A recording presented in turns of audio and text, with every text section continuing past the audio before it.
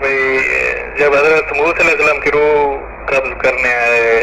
حضرت اسرائیل علیہ السلام وہ تھپڑ مارا انہوں نے، ہم آنکھ نکالی بھی متفق حدیث ہے بخاری شریف کی، واقعی ہے یا نہیں ہے؟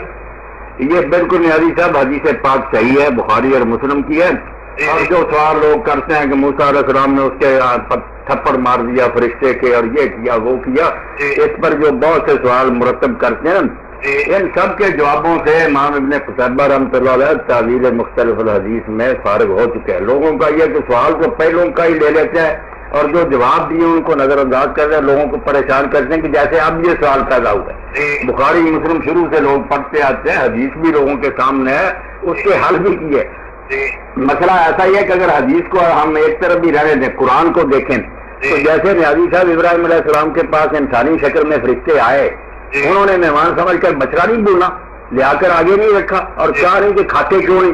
اب پیغمبر نہیں پہچان سکا کہ یہ فرشتے ہیں، انسان انہوں نے سمجھا۔ حضرت لوط علیہ السلام کے پاس گیا، انہوں نے کہا ھذا یوم رفیق، آج تو بڑا مشکل دن آیا، کیا کروں مہمان، ان کو بھی بعد میں فرشتوں تو بشری شکل میں نہیں پہچان سکتا نبی، اس میں کوئی چاند نہیں۔ تو موسیٰ علیہ السلام کے پاس پہلے وہ انسانی شکل میں آیا، بلا اجازت اندر گھس گیا اور کہا میں جان آپ کی لینا چاہتا ہوں، مجھے دین حق دیتا ہے۔ موسیٰ علیہ السلام کو دیتا تھا کہ ایسے آدمی کو تھپڑ مارے جائیں، گولی بھی مار دی جائے، اس سے اپنی جان بچائی، دفاع۔ جب دوسری مرتبہ آیا اور بات بیان کی کہ میں تو اللہ کی طرف سے، اللہ یہ کہتا ہے کہ اگر عمر چاہتے ہو تو بیل کی پشت پر ہاتھ رکھو، جتنے بار آئیں گے اللہ اگر چاہتا میں نے کیوں زندگی اتنی چاہیے، کرو جان قبل۔ تو بات تو وہی ہے جیسے ابراہیم علیہ السلام بچڑا لے آئے، نہیں جانتے تھے تو بعد میں پتا چلا تو نہیں سمجھنا چاہتے بات کو، ورنہ حدیث پاک میں کوئی الجھن نہیں، بشری شکل میں ٹھیک ہے، کئی مرتبہ نہیں پہچانا جاتا، مطلب بشری شکل میں، بشری شکل۔ آپ حدیث جبریل ہی دیکھیں، جبریل علیہ السلام سامنے لوگوں کے بیٹھے ہیں مسافر کی شکل میں، مسائل پوچھتے رہے، بعد میں چلے گئے تو آپ نے فرمایا دیکھو کدھر گیا مسافر، نہیں نظر آیا۔ پھر آپ نے کہا جبریل سے جو دین سکھانے کے، لوگوں کو نہیں پتا چلا کہ یہ جبریل انسانی شکل میں۔ تو یہ کوئی تعجب کی بات نہیں، جن کی نیتیں خراب ہے نا کہ ضرور اعتراض ہی کرنا، وہ تو قرآن پر بھی کریں گے۔ ہاں بالکل، وہ تو ان کو تو اللہ ہدایت دے۔ انہوں نے ایک تحریری سوال ہے، ایک روایت کی تصحیح آپ سے طلب کی اور حوالہ بھی پوچھا ہے اگر وہ روایت صحیح ہے۔ وہ کہتے ہیں کہ بعض روایات میں آتا ہے کہ لوگ موسیٰ علیہ الصلوۃ والسلام کو برص کا مریض سمجھتے تھے، تو ایک دن موسیٰ علیہ الصلوۃ والسلام غسل فرما رہے تھے تو پتھر کپڑے لے کر بھاگ گیا، تو لوگوں کا شک دور ہو گیا۔ اس کے بارے میں آپ بتائیے کہ کیا روایت درست ہے یا جی فرمائیے۔ آپ سوال کرنے والے کو بتانا بھی چاہیے نا کہ اس کی الجھن کیا ہے۔ روایت تو ٹھیک ہے، صحیح بخاری اور دوسری کتابوں میں ہے کہ بنی اسرائیل بے حیات تھے، وہ لوگوں کے سامنے ننگے نہاتے تھے، مگر موسیٰ علیہ السلام نہیں ننگے نہاتے تھے، وہ قوم کے طریقہ پر نہیں تھے، علیحدہ جا کر کہیں نہاتے تھے شرم کے ساتھ۔ تو اب ان نامرادوں نے اس کا غلط معنی لے لیا کہ یہ موسیٰ جو چھپ چھپ کر نہاتے ہیں نا، اس کو بیماری، برس کی بیماری کا نہیں کہا، برس کے لیے کپڑے لے جانے کی، برس تو سارے بدن پر ہی نظر آ جاتا ہے نا،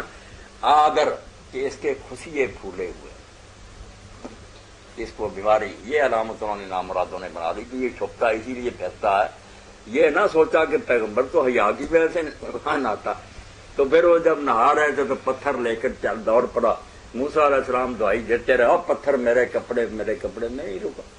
مجمع کے پاس چلا گیا، یہ بھی اسی حالت میں پھر گیا۔ ان لوگوں نے دیکھ لیا کہ ویسی کوئی بات نہیں، مگر آپ نے غصے سے 7-8 لاٹھیاں ماری اس کو رنجش سے کہ تو میرا یہ لباس لے کر آئے۔ اب اس پر سوال جو ہے وہ کرنا چاہیے، یہ پریشان ہوتے کہ پیغمبر ننگا ہوا، ایک بات کلیئر کر لیتے، یہ روایت بالکل درست ہے کہ پتھر بھاگا تھا لے گا۔ اب پیغمبر جان بوجھ کر تو ننگا نہیں ہوا، یہ دیکھ رہے ہیں کہ جو مریض ہوتا ہے وہ عورتیں تک ڈاکٹروں کے سامنے ننگی ہو جاتی علاج کی خاطر۔ تو یہاں پیغمبر کے بارے میں جو انہوں نے بدماشوں نے یہ پھیلاوی بات ہے تو عوام کو گمراہ کریں، یہ نبی ہو سکتا ہے جس کو یہ بیماری؟ تو یہ ڈاکٹروں کے علاج سے بھی زیادہ ضروری تھا کہ یہ مسئلہ حل کیا جاتا، ورنہ عام پبلک جو تھی وہ غلط فہمی میں رہتی کہ موسیٰ یار اللہ کا پیغمبر کیسے ہو سکتا ہے، اس کو تو یہ بیماری، اس ضرورت کے لیے نا یہ ہوا۔ روایت صحیح ہے۔ جزاکم اللہ۔ سورۃ اعراف کی ایک آیت اس مبارکہ سے ہے، پتہ چلا کہ اگر کوئی مجبوری بن جائے تو آدمی دوسروں کے سامنے اس کے کپڑے اتروائے جا سکتے ہیں، ننگا بھی گئے، علاج کے لیے ہمیں مسئلہ مل گیا، ورنہ کیا بنتا تھا؟ سوچتے رہتے پردہ پردہ پردہ، تو یہ علاج ہے، بے شک عورتیں مرد کپڑے اتارنے پڑے۔ جزاکم اللہ۔ سورت آراف کی ایک آیت نمبر 207 کے حوالے سے اس کے ترجمے میں ایک اشکال ہے بھائی کو، اس کا پوچھا ہے اور ترجمہ انہوں نے لکھا ہے، اور جب شیطان ان کو چھوتا ہے تو اللہ کی پناہ پکڑتے ہیں اور وہ دیکھنے لگ جاتے ہیں۔ اور بھائی کا سوال یہ ہے کہ وہ کیا دیکھنے لگ جاتے ہیں، ذرا وضاحت فرمائیں۔ اب بھائی نے فیضا مبصرون وہاں ترجمہ پڑھنا نا کہ وہ دیکھنے لگ جاتے ہیں، تو دیکھنے سے ان کا جو دھیان ہے وہ بصارت کی طرف چلا گیا نا، کہ جو ان آنکھوں سے دیکھتے ہیں، اس لیے وہ کہتے ہیں نا کیا دیکھتے ہیں، حالانکہ یہ بصیرت سے کہ ان کی ہوش ٹھکانے آ جاتی ہے، وہ چوکنے ہو جاتے ہیں کہ یہ بیچ ہمیں دھوکہ دینے لگا تھا۔ اس لیے جب شیطان انہیں کوئی دھوکہ دینے لگتا ہے یا کوئی شیطانی افساٹ ہوتی ہے تو اللہ کہتا فوراً میرا دھیان انہیں آ جاتا کہ ہم نے خدا کے سامنے نہیں جانا، فیضا مبصرون، تو جو پردے ڈال رہا تھا شیطان آنکھوں کے آگے، ہوش ٹھکانے آ جاتے، ہاں وہ بالکل ہوش ٹھکانا، یہ ترجمہ کرنا چاہیے کہ وہ ان کی بصیرت جو ہے نا بیدار ہو جاتی، دل کی آنکھیں۔ السلام علیکم۔ موسیٰ علیہ السلام کی زبان میں لکنت کے بارے میں آپ سے سنا تھا کہ ان کی زبان میں جو گرہ تھی وہ مانوی تھی اور کوئلے والی کہانی ایک افسانہ ہے، لیکن ابھی حال ہی میں ایک اور روایت بھی سنی ہے کہ حضرت حسین علیہ السلام کی زبان میں بھی لکنت تھی اور نبی کریم صلی اللہ علیہ وسلم نے ان کے بارے میں کہا کہ انہوں نے یہ لکنت حضرت موسیٰ علیہ السلام سے وراثت میں لی ہے۔ کیا یہ حدیث صحیح ہے اور کیا حضرت موسیٰ علیہ السلام کی لکنت کا سبب ظاہری تھا؟ یہ حضرت حسین رضی کے بارے میں جو ہے نا کہ ان کو حضور نے کہا موسیٰ سے ملی ہے، آگے سے آگے افسانے بنائے تھے، کوئی حقیقت نہیں ایسی۔ ان کی زبان میں اگر لکنت تھی یا غنہ ان کی آواز سے نکلتا تھا تو وہ الگ بات ہے، مگر یہ موسیٰ علیہ السلام والی کوئی بات نہیں۔ موسیٰ علیہ السلام نے جو دعا کی تھی تو ہم بھی وہ قصہ بنایا ہوا نا کہ فرعون جو تھا نامراد، ایک دن موسیٰ علیہ السلام نے اس کی داڑھی پکڑی، اتنے زور سے کھینچی کہ اس کی چیخیں نکلی، تو اس نے کہا یہ بچہ جو ہے نا میں اس کو قتل کروں، یہ میرا دشمن پیدا ہوا۔ تو حضرت آسیہ نے کہا نہیں بچے کو کیا خبر ہے، تو خواب خواہ ناراض ہو گیا، بچے نے ویسے ہی پکڑی، مگر پکڑی یہ روایت میں آتا بہت بری ہے، چیخیں نکل گئی۔ تو اس نے کہا اچھا ٹیسٹ کریں گے، تو اس نے پھر آگ جلوائی، ایک کوئلہ رکھا چمکتا ہوا وہ انگارا اور ایک طرف ہیرا رکھا وہ بھی سرخ تھا، تو کہا چھوڑو بچے کو، تو کہتے ہیں موسیٰ علیہ السلام نے ہیرے کی طرف چل پڑے، تو جبریل علیہ السلام نے نظر تو نہیں جبریل ہو جاتے، انہوں نے پکڑ کر انگارے کی طرف کر دیا، انہوں نے انگارہ پکڑا، زبان پر رکھ دیا، دوڑا فرعون، پیار کیا، اس نے کہا نہیں بچہ بچہ ہی ہے۔ تو اس طرح کی کہانی بنا کر نا افسانے بنائے ہوئے بیٹا کوئی موسیٰ علیہ السلام بالکل ٹھیک سے، ان کی زبان درست تھی،